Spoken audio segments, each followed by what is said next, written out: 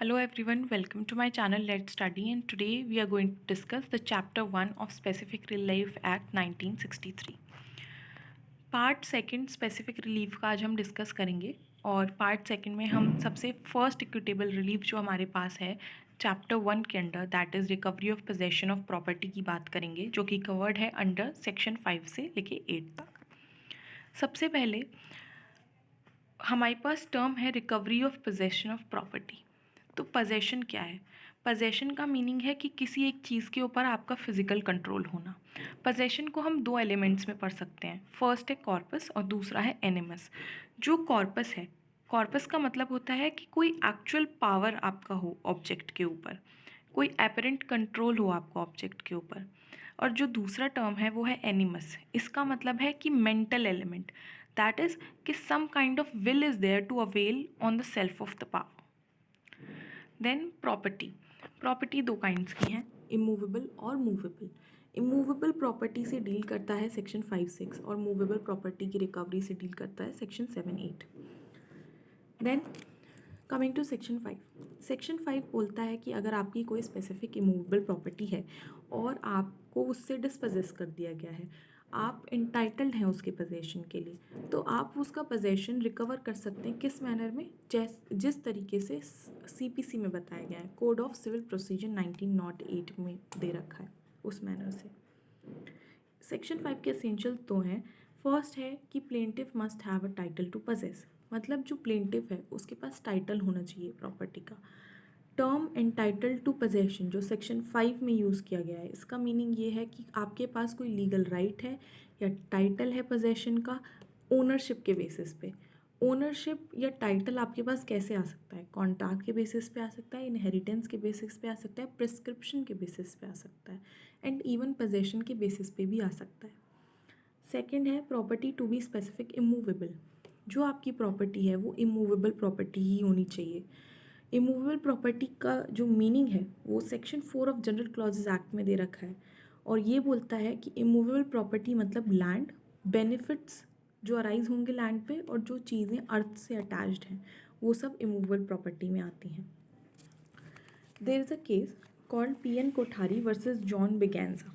इस केस में supreme court ने ये हेल्ड किया, even the owner of the property who was dispossessed unlawfully cannot use force to get possession of property from opposite party। अगर आप एक owner हैं, आपको अनलॉफुली डिस्पोजेस किया गया है आप ही की प्रॉपर्टी में से, फिर भी आप फोर्स यूज़ नहीं कर सकते हैं उस प्रॉपर्टी को वापस लेने के लिए। नाउ कमिंग टू सेक्शन 6 बात करता है suit by person dispossessed of immovable property. ये सेक्शन टाइटल के बेसिस पे नहीं है, ये सेक्शन पोजेशन के बेसिस पर है। अगर कोई भी पर्सन है उसको आपने डिस्पोजेस किया बिना उसकी कंसेंट से और आपने ड्यू कोर्स ऑफ लॉ को फॉलो नहीं किया, otherwise in the due course of law आपने उसको डिस्पोजेस किया है, तो वो या फिर कोई भी person through whom he has been in possession या कोई भी पर्सन जो क्लेम कर सकता है उसके लिए, वो सूट डालेगा टू रिकवर पोजेशन और इसमें कोई टाइटल की ज़रूरत नहीं है। सेकंड थिंग इज़ कि कोई भी सूट का जो लिमिटेशन पीरियड है वो 6 मंथ्स रहेगा from the date of dispossession. आप गवर्नमेंट के ख़िलाफ़ कोई भी सूट लेकर नहीं आ सकते हैं। थर्डली, आप अपील नहीं कर सकते, आप रिव्यू नहीं कर सकते, पर आप रिवीजन में जा सकते हैं। फोर्थली, ये सेक्शन बार नहीं करता है आपको कि आप अपना टाइटल इस्टेब्लिश करने से। आप अपना टाइटल इस्टेब्लिश कर सकते हैं जिस भी तरीके से वो मतलब सूट इन वो कर आप अपना टाइटल इस्टेब्लिश कर सकते हैं कोर्ट के सामने। Then the essentials. First is judicial possession of plaintiff at the time of dispossession. जो प्लेंटिफ है उसको ये इस्टेब्लिश करना पड़ेगा कि उसके पास जुडिशियल पोजेशन था जब उसको डिस्पोजेस किया गया। अगर कोई पर्सन है उसके पास पोजेशन है प्रॉपर्टी का और वो सेटल्ड हो जाता है वहाँ पे, इट इज़ इनफ कि ये पर्पस अंडर सेक्शन 6 उसके लिए रिलीफ काम आ जाए। Second is disposition without consent. जो डिस्पोजेशन है वो उसके कंसेंट के बिना होनी चाहिए और ड्यू प्रोसेस फॉलो करते हुए नहीं होनी चाहिए।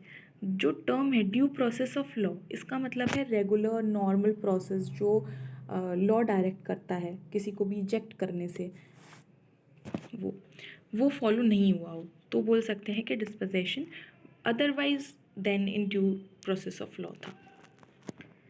देन लिमिटेशन पीरियड, सूट 6 महीने के अंदर अंदर आपको इंस्टीट्यूट करना है। एक्ट अपना खुद का लिमिटेशन पीरियड इसमें प्रेस्क्राइब करती है। Fourth, disposition must be of immovable property. Immovable property का मतलब हमें पता है, जो हमने अभी सेक्शन 5 के अंडर पढ़ा था। तो इस केस से हमें, इस सेक्शन से हम ये देख सकते हैं कि ये अवेलेबल है टू लैंडलॉर्ड्स एंड टेनेंट्स, और जो भी अपील और रिव्यू का आप नहीं जा सकते हैं अंडर सेक्शन 6 क्लॉज 3, आप अपील और रिव्यू नहीं कर सकते हैं इस ऑर्डर के खिलाफ। तो इससे कुछ ये बार जो है टू अपील एंड रिव्यू ये अप्लाई नहीं होता to let a patent appeal. Section 6 एक समरी रेमेडी है। क्या प्रिंसिपल और क्या ऑब्जेक्टिव थे सेक्शन 6 को लाने के लिए? पहला ऑब्जेक्टिव ये था कि जो लोग अपने हाथ में, खुद अपने हाथों में लॉ ले लेते हैं, उन लोगों को डिस्करेज करना, that is to discourage people from taking law in to their own hands however good their title may be. Second, summary और स्पीडी रेमेडी देना। Now coming to the case, SR आइजाला versus Tamil Nadu handloom weavers cooperative society 2002, इसमें object बताया गया section 6 का। तो first object है to discourage people जो भी who take law in to their own hands, and second one is section 6 provides for easy, speedy and summary remedy. Now what is the difference between section 5 and section 6? Section 5, plaintiff has to go for a regular suit, और section 6 में summary remedy हो जाती है। Section 5 title के basis पर है, section 6 previous possession के basis पर है, और इसमें टाइटल प्रूव करने की रिक्वायरमेंट नहीं है। सेक्शन 5 का लिमिटेशन पीरियड जो है वो 12 ईयर्स है from the date of possession, पर सेक्शन 6 का जो लिमिटेशन पीरियड है वो 6 मंथ्स है from the date of possession. Now coming to the movable property, section 7 बात करता है कि आपकी अगर कोई स्पेसिफिक मूवेबल प्रॉपर्टी है और आप उसके पोजेशन के लिए एंटाइटल्ड हैं, तो आप उसको इस तरीके से रिकवर कर सकते हैं जैसे कोड ऑफ सिविल प्रोसीजर में दे रखा है। इसके दो एक्सप्लेनेशंस हैं। एक्सप्लेनेशन 1 है, ए ट्रस्टी में sue under this section for the possession of movable property to the beneficial interest in which person for whom he is trustee is entitled। तो trustee sue कर सकता है। सेकंड, स्पेशल और temporary right to the present possession is sufficient to support a suit. अगर आपका कोई special और temporary right भी है पोजेशन में, तो वो भी सफिशिएंट है सेक्शन 7 के अंदर आपको सूट लाने के लिए। सो इसमें ये जो हमारा सेक्शन 7 है, ये प्रिंसिपल एम्बॉडी करता है अपने अंदर द एक्शन ऑफ डिट्यूने का। इसका मीनिंग क्या है कि एक ऐसा एक्शन बाय अ प्लेंटिव जो सीक कर रहा है to recover the goods in specie, मतलब कि सेक्शन 7 प्रोवाइड कर रहा है रिकवरी आपको एक पर्टिकुलर चीज़ की, इन स्पेसी मतलब थिंक इटसेल्फ की, जो भी चीज़ है वो पर्टिकुलर चीज़ की वो आपको रिकवरी प्रोवाइड कर रहा है। नाउ असेंशियल्स, फर्स्ट असेंशियल है person entitled to possession of movable property. तो जो पर्सन है उसके पास राइट होना चाहिए इमीडिएट पोजेशन का। सेकंड, मूवेबल प्रॉपर्टी स्पेसिफिक होनी चाहिए, एक सर्टेन प्रॉपर्टी होनी चाहिए जिसको आप आइडेंटिफाई कर सकें, जिसको आप क्लेम करना चाहते हैं। पर्सन्स जो इसके अंदर सूट ला सकते हैं वो हो सकता है मूवेबल प्रॉपर्टी का ओनर, ट्रस्टी, या कोई भी ऐसा पर्सन जिसके पास स्पेशल या टेम्पररी राइट हो इमीडिएट पोजेशन का, फॉर एग्जांपल बेली या founder. Then coming to section 8, section 8 is basically कि अगर कोई पर्सन है इन पोजेशन, उसकी क्या लाइबिलिटी होगी अगर वो ओनर नहीं है इमीडिएट पोजेशन देने के लिए। दैट इज़, अगर कोई पर्सन है उसके पास पोजेशन है या किसी पर्टिकुलर आर्टिकल का जो कि एक मूवेबल प्रॉपर्टी है, उसका कंट्रोल है पर वो उसका ओनर नहीं है, तो उसको स्पेसिफिकली कंपेल किया जा सकता है कि जो भी पर्सन एंटाइटल्ड है उसके इमीडिएट पोजेशन के लिए आप उसको वो प्रॉपर्टी डिलीवर करें। और वो केसेस जो हैं जिसमें पर्सन एंटाइटल्ड होगा इमीडिएट पोजेशन के लिए, वो केसेस हैं फर्स्ट जब आपने चीज़ एज अ एजेंट या ट्रस्टी ले रखी हो। सेकंड, कंपनसेशन देने से प्लेंटिफ को एडिक्वेट रेमेडी नहीं मिलेगी। थर्ड, किसी भी एक्चुअल डैमेज को असर्टेन करवाना बहुत ही डिफ़िकल्ट है। फोर्थ, अगर जो पोजेशन है थिंग का जो क्लेम की जा रही है वो रॉन्गफुली ट्रांसफ़र हो गई है फ्रॉम द प्लेंटिफ। तो इसमें आपके पास चार चीज़ें हो गई, चार केसेस आ गए जिसके अंदर आपको कंपेल किया जा सकता है स्पेसिफिकली वो प्रॉपर्टी को देने के लिए टू द पर्सन जो एंटाइटल्ड है इमीडिएट पोजेशन के लिए। इसका एक्सप्लेनेशन बोलता है कि court in respect of any article of movable property claimed under clause B और clause C of this section, be है एडिक्वेट रिलीफ नहीं दे पा रहे हैं और सी है एक्सट्रीमली डिफ़िकल्ट टू असर्टेन। इसके अंदर कोर्ट प्रिज्यूम करके चलेगा कि जो कंपनसेशन है वो एडिक्वेट रिलीफ नहीं है जो भी लॉस हुआ है। सेकंड, कि ये एक्सट्रीमली डिफ़िकल्ट है कि क्या डैमेज हुए हैं ये पता लगाया जा सके। Coming to its essentials, first है कि मूवेबल प्रॉपर्टी होनी चाहिए। सेकंड है कि पोजेशन होना चाहिए डिफेंडेंट का।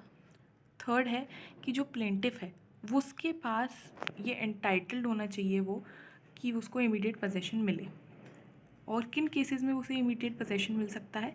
फर्स्ट, जब कंपनसेशन एडिक्वेट रिलीफ नहीं है। सेकंड, जब एक्चुअल डैमेजेस को असर्टेन करने में बहुत एक्सट्रीम डिफ़िकल्टी है। थर्ड, जब प्रॉपर्टी को एजेंट या ट्रस्टी की तरह होल्ड किया हुआ है। फोर्थ, जब रॉन्गफुल ट्रांसफ़र हो गया है। नाउ ये जो ऑब्जेक्टिव है सेक्शन 8 का वो ये है कि एक तरीके से स्पेशल रेमेडी प्रोवाइड कराई जा सके so that the persons having possession और control of a particular article of movable property although not their owners may be compelled specifically to deliver to entitled persons. तो ये एक तरीके से स्पेशल रेमेडी है। अब क्या डिफरेंस है सेक्शन 7 और सेक्शन 8 में? सेक्शन 7 बेसिकली स्टेट करता है कि जिन पर्सन्स का टेम्परेरी या स्पेशल राइट है टू पोजेशन वो भी सू कर सकते हैं। पर सेक्शन 8 में पार्टी अगर कॉम्पिटेंट नहीं है to file suit against the owner, आप ओनर के खिलाफ सूट फाइल नहीं कर सकते।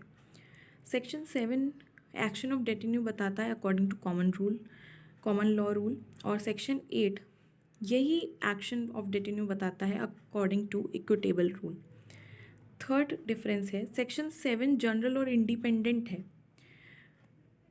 ऑफ नेचर ऑफ प्रॉपर्टी और रिलेशनशिप बिटवीन पार्टीज़, पर सेक्शन 8 ये स्पेशल है और डिपेंडेंट है on the nature of property और रिलेशनशिप बिटवीन पार्टीज़, जैसा कि आपको सेक्शन 8 में क्लॉजेस के थ्रू बताया गया है। So that is for this video. Thank you.